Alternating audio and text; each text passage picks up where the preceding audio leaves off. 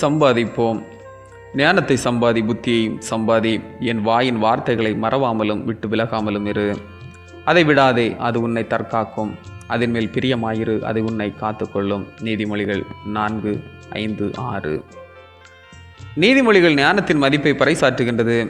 ஒரு தந்தை தன் மகனுக்கு புத்தி கூறுவதைப் போல இந்த பகுதி நமக்கு அமைகின்றது. ஞானத்தை புறக்கணியாமல் தேடினால் அது நம்மை பாதுகாக்கும். அதை அடைவதில் நாட்டம் கொண்டால் நம் வாழ்வை காக்கும். எனவே ஞானத்தை தேடி பெற்றுக்கொள்ள வேண்டும்.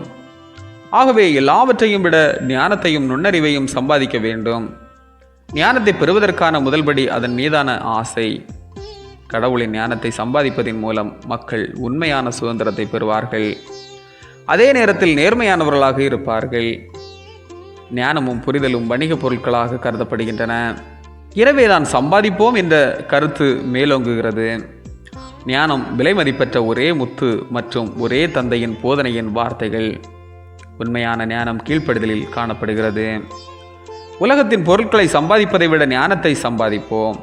ஞானத்தை குறித்து ஆராயும் போது 2 வகையான ஞானத்தை நாம் காணலாம். ஒன்று மனிதனின் ஞானம், இது கடவுளின் பார்வையில் பிரியமில்லாதது.